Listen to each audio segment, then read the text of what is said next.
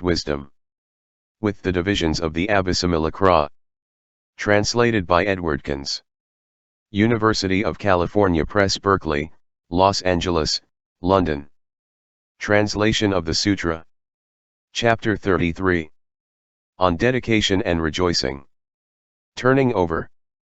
Turning over in its distinctive function and merit. Maitreya. When, Rev. Subhuti.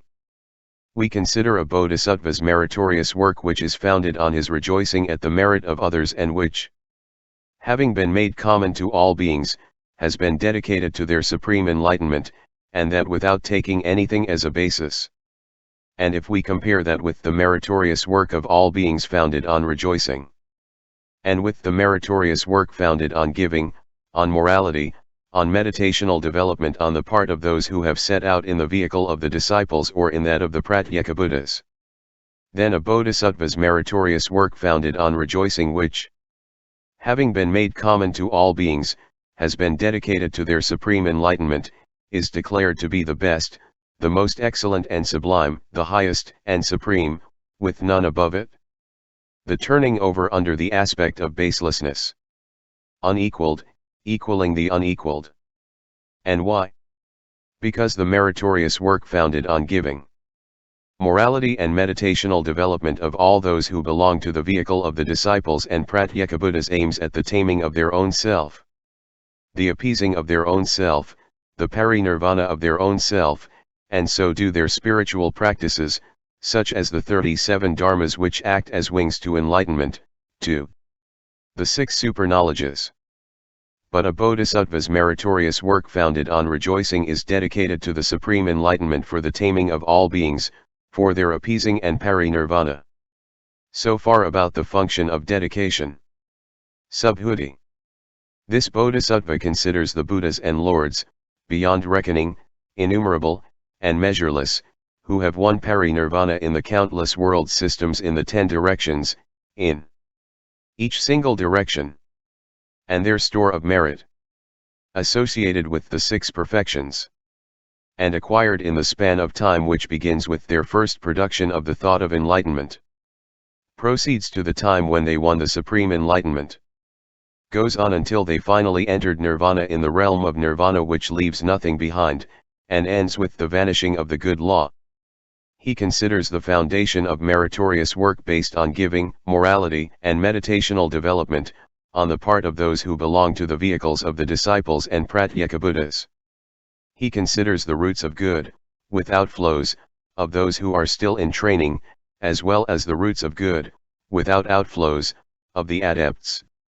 He considers the mass of morality of those Tathagatas, the mass of concentration, the mass of wisdom, the mass of emancipation, and the mass of the vision and cognition of emancipation, as well as their solicitude for beings, their great friendliness and great compassion, as well the immeasurable and incalculable Buddha dharmas, and also the dharma which has been demonstrated by those Buddhas and Lords, and the roots of good of those who through this demonstration of dharma have attained the fruit of a stream winner, 2.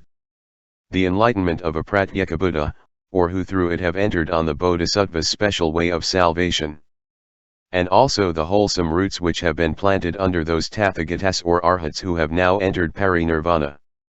In his meditational development he piles up all that mass of merit and rejoices over it with the most excellent and sublime jubilation, the highest and utmost jubilation, with none above it, unequaled, equaling the unequaled.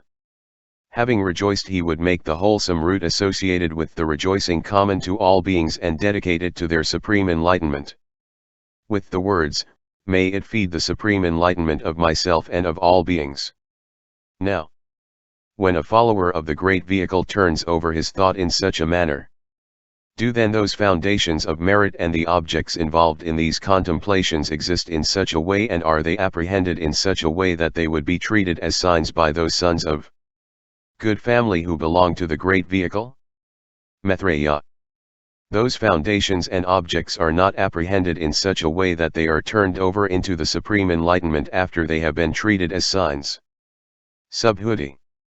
If he had, on foundations which do not exist and through objects which do not exist, treated as a sign those Buddhas and lords and their wholesome roots, as well as the disciples and pratyeka Buddhas, the learners and adepts, and their wholesome roots, all of which he had turned over into the supreme enlightenment by way of a sign, should he not beware of a perversion of perception? Thinking that their impermanence in the impermanent, ease in suffering, what belongs to a self in what does not belong to a self, calm in what is not calm, there must be a perverted perception, perverted thought, perverted view. But is it not so that as the foundations and objects are non-existent, so is enlightenment, too? So is all knowledge. But if, just as the foundations and objects, so the enlightenment, the thought, form, too, the Buddha dharmas are non-existent, then what is the foundation? What the object? What the enlightenment?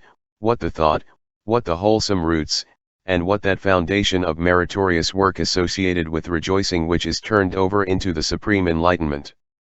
Maitreya. If, Rev. Subhuti. The bodhisattva is one who has coursed in the 6 perfections, who has honored many Buddhas, who has planted wholesome roots, who is upheld by good spiritual friends and who trains in dharmas as empty of their own marks. Then he is able to turn over into the supreme enlightenment without having made into a sign those foundations and objects, those Buddhas and lords, those wholesome roots and those foundations of meritorious work associated with rejoicing. But he succeeds in turning over neither by way of duality nor by way of non-duality, not by way of sign nor by way of the signless, not by way of a basis nor by way of nonbasis, not by way of defilement or by way of purification, not by way of production or by way of stopping. If, however, those bodhisattvas have not coursed in the 6 perfections, have not honored the Buddhas, have not planted wholesome roots, are not upheld by good spiritual friends and have not trained in dharmas as empty of their own marks, then they turn over into the supreme enlightenment while making those foundations and objects into signs, as well as those wholesome roots and those productions of thought associated with rejoicing. But this perfection of wisdom expounded in such a way, should not be taught in front of a bodhisattva who has newly set out in the vehicle. And so with the other perfections, and the 18 kinds of emptiness. And why? For would lose that little faith which is his, that little serenity, affection, and respect which are his. In front of an irreversible bodhisattva, great being, should this be taught and expounded, and also the other perfections and the 18 kinds of emptiness. When he has heard, he will not tremble nor be frightened or terrified, if he is one who has been taken hold of by the good friend. If he is upheld by the good friend, has done his duties under the jhanas of the past, has planted wholesome roots and honored many Buddhas, then a bodhisattva can turn over into the supreme enlightenment the foundation of meritorious work associated with rejoicing. Subhuti. That thought by which one has rejoiced and turned over, that thought is at the time of turning over extinct, stopped, departed, reversed, and so are those foundations and objects. What then is the thought associated with rejoicing, what foundations and objects, and what the wholesome roots, which he turns over into the supreme enlightenment? What is the thought which he turns over, if 2 thoughts can never meet and if the own being of a thought cannot possibly be overturned? But if a bodhisattva, who courses in the perfection of wisdom, cognizes thus, non-existence is the perfection of wisdom, and so are the other perfections, so is form, too, the Buddha dharmas, then the bodhisattva succeeds in turning over into the supreme enlightenment the foundation of meritorious work associated with rejoicing. When he turns over in this way, then it becomes turned into the supreme enlightenment. Thereupon, Maitreya, the bodhisattva, the great being, said to Subhuti, the elder, "How do, by a son or daughter of good family who has newly set out in the vehicle, these wholesome roots become turned over into full enlightenment? And how do they become turned over after foundation of meritorious action, which is connected with rejoicing, has been acquired?"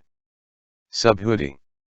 If Maitreya, a bodhisattva who newly set out in the vehicle, courses in perfect wisdom, and grasps this perfection of wisdom without taking it as a basis or without treating it as a sign, then he has much trusting confidence in the perfections, the 18 kinds of emptiness, 2.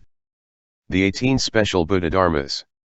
He has been taken hold of by the good friend, and these his good friends expound to him, according to the meaning and the letter, just this perfection of wisdom and the other perfections, and expound them to him in such a way that he becomes one who is not lacking in the perfection of wisdom, and in all the perfections, 2. In the 18 special Buddha dharmas, he has entered on the certainty that he will be saved by the special methods of a bodhisattva. He will expound the deeds of Mara, and, when he has heard the deeds of Mara, there will be in him neither growth nor diminution. And why? Because of these deeds of Mara no own being is made manifest. And he will never be deprived of the Buddhas, the Lords, until the time that he enters on a bodhisattva's special mode of salvation. Thereafter he will plant sufficient wholesome roots to enable him to obtain the bodhisattva family. And he will no more be deprived of the bodhisattva family until the time that he fully knows the supreme enlightenment. Moreover, a bodhisattva who has newly set out in the vehicle considers the accumulations of merit of those Buddhas and Lords whose tracks are cut off, whose course is cut off, whose obstacles are cut off, who are guides through the world of becoming, whose tears have dried up, whose impediments are all crushed, whose own burdens are laid down, whose own will has been reached, in whom the fetters of becoming are extinguished, whose thoughts are well freed by right understanding, and who have attained to the highest perfection in the control of their entire hearts, as well as the accumulations of merit of the Tathagatas who abide in countless world systems in all the 10 directions and demonstrate Dharma, together with their congregations of disciples.